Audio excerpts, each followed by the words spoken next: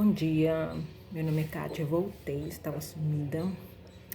Então hoje, mais uma vez, vamos fazer um checklist de como seria um checklist de hérnia. Vamos falar sobre hérnias da parede abdominal. Eu estou falando baixinho porque minha neném está dormindo lá, não quero acordar ela. Então, hérnias abdominal é um tema que nunca saiu na prova do Revalida, numa parte prática até agora.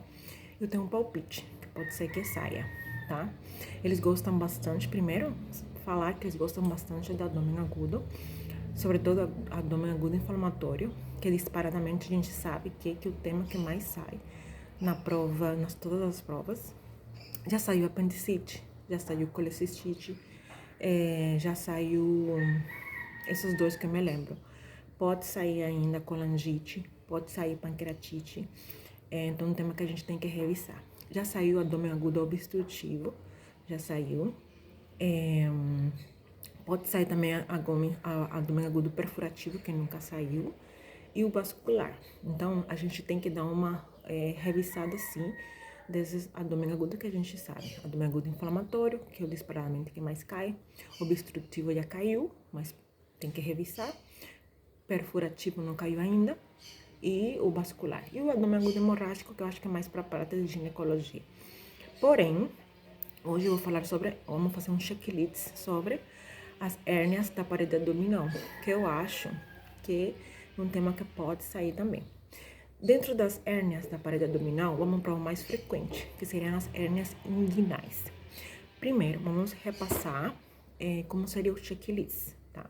A gente sabe que você tem que tentar medular todos os passos e e fazer todos os passos do checklist e adequá-lo em dependência de um sintoma que o paciente possa ter. Não adianta você adivinhar o tema que vai cair, a gente pode ter palpites, né? Porém, a gente tem que tentar, se você levar em consideração e fazer todos os passos do checklist, consiga pontuar, consiga colocar ou pegar a maior parte dos pontos. Como é que eu faço o checklist? Primeiro, a apresentação. Você se apresenta. Doutora, sou doutora fulana de tal, que eu tô aqui para fazer o exame do Revalida, eu sou a doutora fulana, que eu vou fazer o acompanhamento, eu vou fazer o exame na senhora ou no senhor. E aí você ganha pontos. Depois vem, então, primeiro a apresentação, outra identificação do paciente. Eu pergunto qual é o nome do senhor, qual é a idade, qual é a profissão. Tem gente que pergunta se é solteiro ou se é casado, mas eu geralmente pergunto qual é o nome, qual é a idade, qual é a profissão. Esse seria o segundo item, tá? Já para você ganhar pontos. Aí depois vem um motivo de consulta, que pode ser uma pergunta aberta. O que trouxe você até aqui? O que você está sentindo? Em que posso te ajudar? Aí ele vai falar, motivo de consulta. Tem que tentar destrinchar. Sempre digo em todos os vídeos que eu falo, e para mim mesma. Tentar destrinchar o máximo possível esse motivo de consulta. Também para você se guiar no que pode ser, entendeu? Por exemplo, e quais são as perguntas que eu acho que a INEP sempre pontua? Perguntar o período, quando apareceu? Sintoma X, quando apareceu? Se foi o primeiro sintoma, se foi a primeira vez, se já aconteceu outras vezes, se ele piora ou se ele muda esse comportamento desse sintoma, se ele melhora, piora por algum uso de algum medicamento, por alguma posição que você toma, tá? Qual é a intensidade, qual é a frequência desses sintomas e os sintomas associados. Essas perguntinhas não pode faltar em qualquer motivo de consulta que a pessoa falasse para você. Por exemplo, eu estou com desmaiei. Exemplo, quando foi, perdão, né? Desmaiou, né? Se foi a primeira vez que desmaiou, se teve alguns sintomas precedidos daquele desmaio, uma dor precordial, uma tontura, né? Se acompanhou de outros sintomas associados, se teve convulsões, se teve febre, se teve dor de cabeça, sabe? Certo? Tem que fazer essas perguntas assim. Se for, por exemplo, dor de cabeça, quando começou a dor de cabeça? Se for o primeiro episódio, se já aconteceu outras vezes, se essa dor de cabeça melhora, piora, quando toma alguma medicação, quando muda de posição, quais são os sintomas associados, se tem rigidez de nuca, se teve febre, se teve convulsão, entendeu? Dor de barriga ou dor abdominal, a mesma coisa, tá? Lesão na pele, quando começou essa lesão na pele, quando a senhora percebeu essa lesão na pele, se essa lesão foi a primeira vez que acontece, se já a senhora notou que teve essa lesão, se ela foi aumentando de tamanho ou não, se ela coça, se ela penica, se ela tem perda da sensibilidade, né? Se ela melhorou ou piorou após algum uso de alguma pomada, se fez uso de alguma pomada, se acompanha outros sintomas como corrimento, como prurido, como sensação de vermelhidão, como eritema local, como também presença de linfonodos, né? E assim adiante. Mas essas são as perguntas que eu acho que não pode faltar, porque sempre estão presentes no checklist. Aí, em dependência, você vai investigando. Se a pessoa, o artista, falar, não consta no script, não te atormente por isso. Tá? Não fica, ai meu Deus, não. Essa é uma forma de você guiar que tá pelo caminho errado. Então, checklist. Primeiro, a apresentação, identificação do paciente, o motivo de consulta, depois vem os antecedentes pessoais.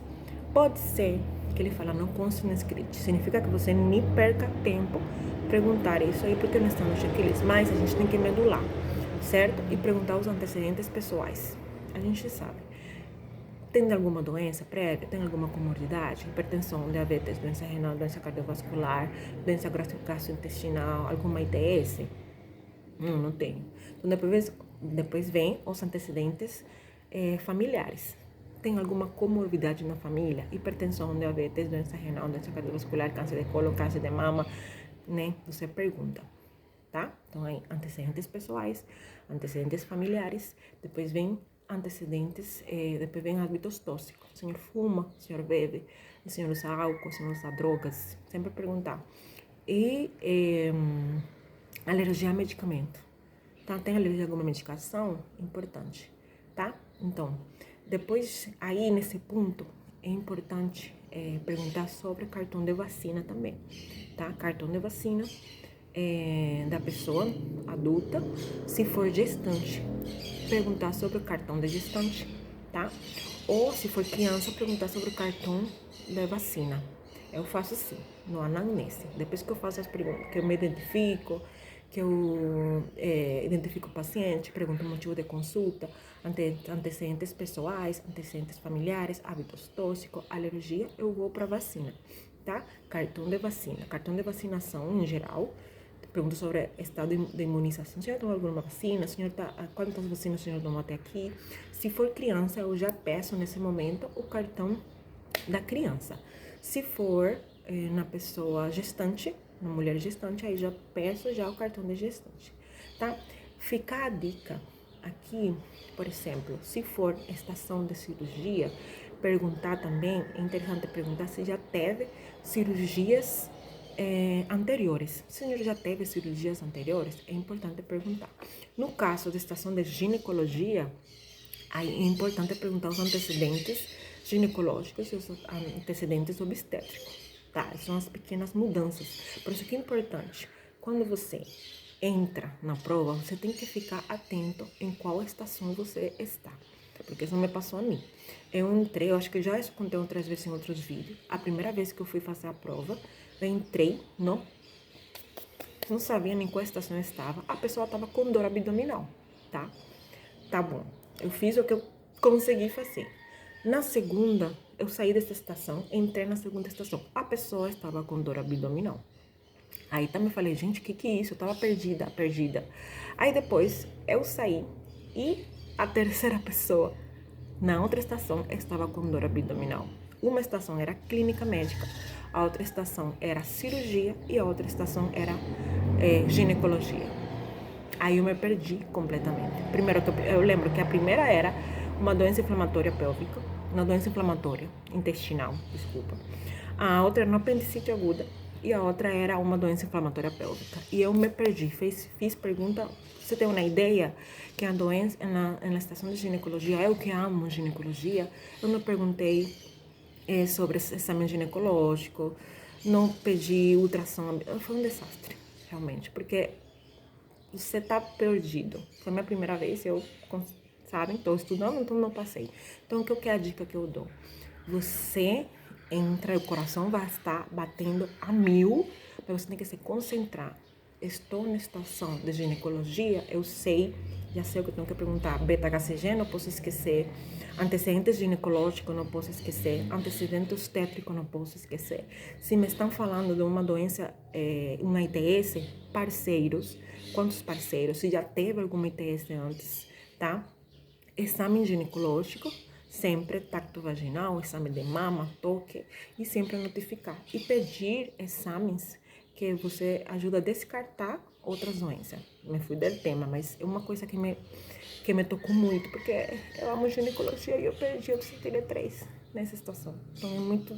Depois quando você sai, que você percebe, gente, como, né, tantas doenças inflamatórias que eu já vi, já tratei, mas você vê. Né? Então é importante saber fazer a prova. Ver se você sabe as coisas, mas você tá perdido total. Então, já falei, te apresenta, se identifica, motivo de consultas, antecedentes pessoais, antecedentes familiares, hábitos tóxicos, alergia, aí você pergunta estado de vacinação. Depois vem o exame físico. No exame físico, isso nunca foi cobrado no checklist do INEP, mas você faz medularmente. Vou pedir permissão, vou me lavar as mãos, vou me paramentar.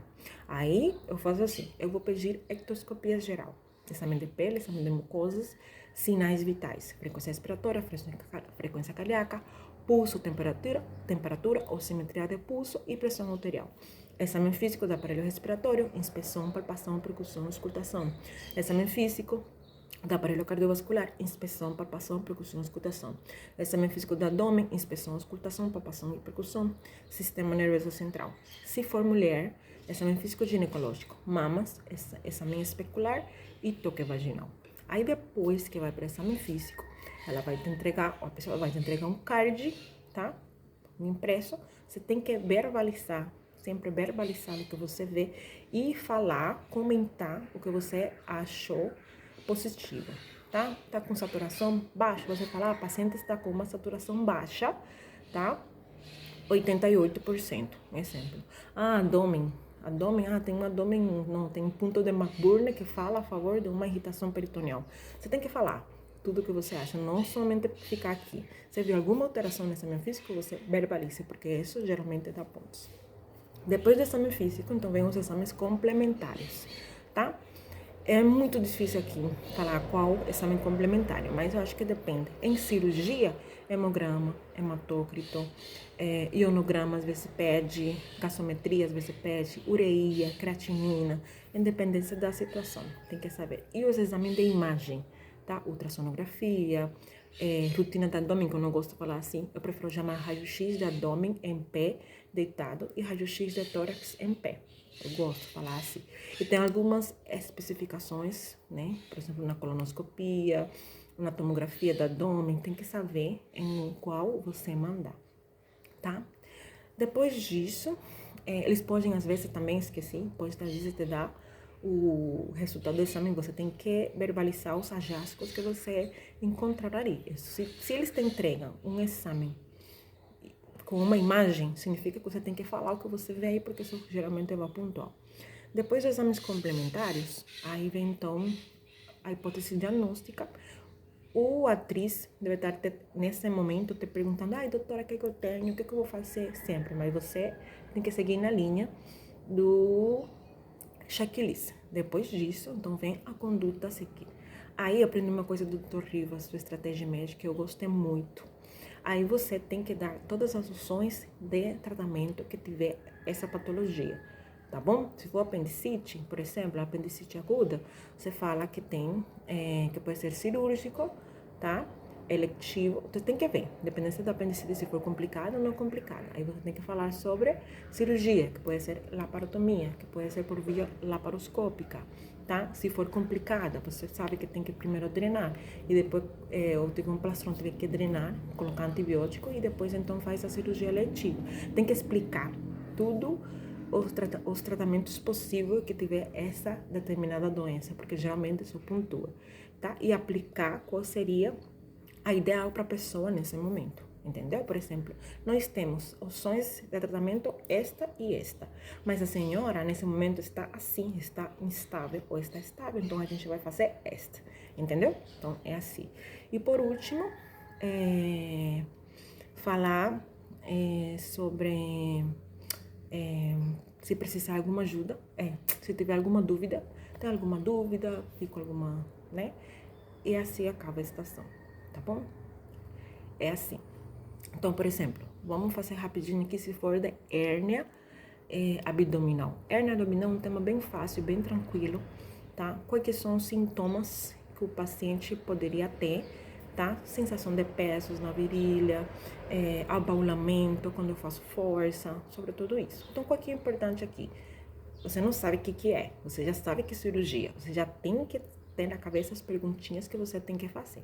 Você chega, se apresenta, identifica o paciente. A maioria das vezes deve ser um paciente jovem, homem, tá? Ou um paciente velho que tiver os fatores de risco, você sabe. DPOC crônico, tabagista, sobretudo isso, que faça alguma força, pedreiro, que faça algum tipo de trabalho forçado. Você já vai se guiando.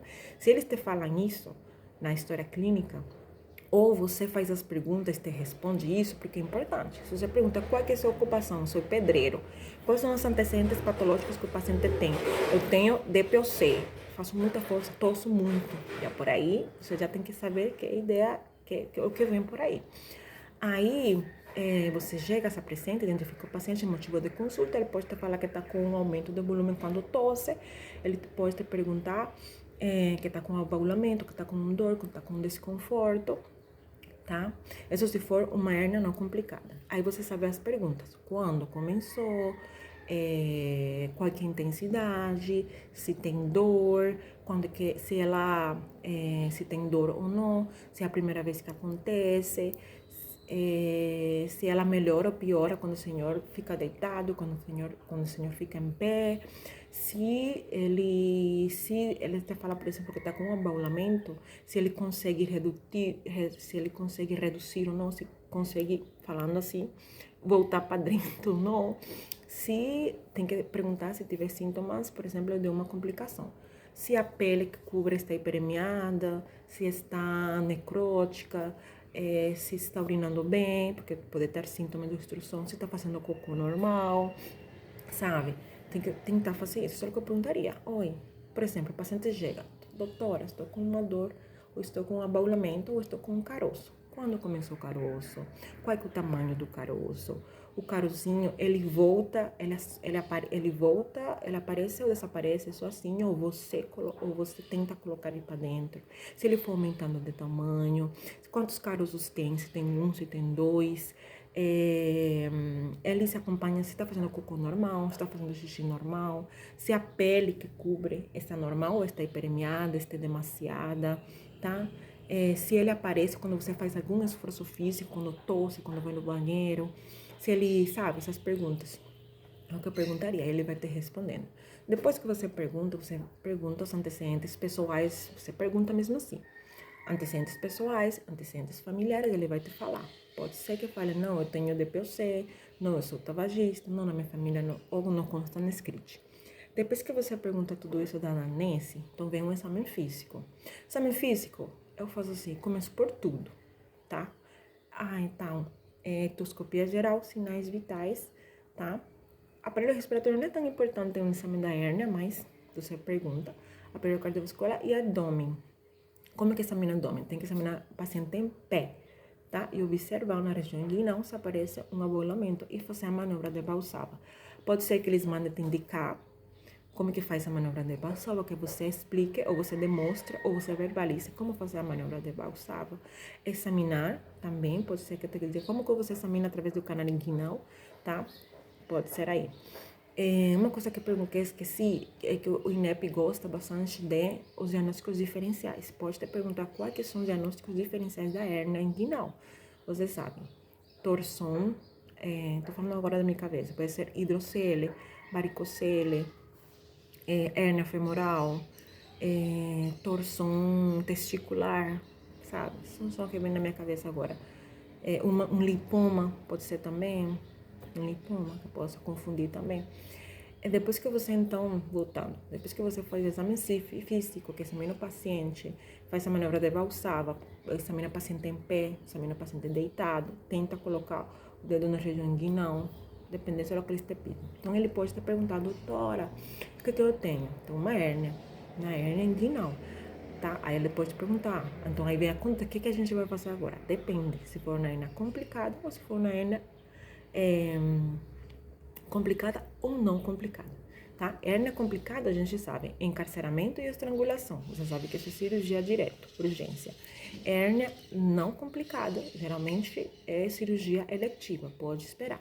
Aí você vai dar essas opções de tratamento. Então, e por último, a conduta a seguir. Então, eu acho que isso seria, assim, um checklist de hérnia da parede abdominal, falando de hérnia inguinal, que é assim, é o mais fácil. Não sei se vocês entenderam. Eu tentei... Não sei se vocês entenderam. Se não entenderam alguma coisa, ou ficou uma coisa nebulosa, pode comentar sem problema nenhum. Isso ajuda todo mundo, tá? Mas eu tenho na minha cabeça mais ou menos assim. Importante é você identificar os sintomas, saber... Pode perguntar alguma coisa de teoria, tá? Por exemplo, qual que é a hérnia mais comum, onde se localiza a hérnia mais comum, essas coisas. Não sei, eu acho muito difícil na prova prática. Pode mandar fazer alguma manobra de Valsalva. Não falo desses exames complementares, saiu da minha cabeça, tá vendo? Porém, geralmente a gente sabe que o diagnóstico é clínico.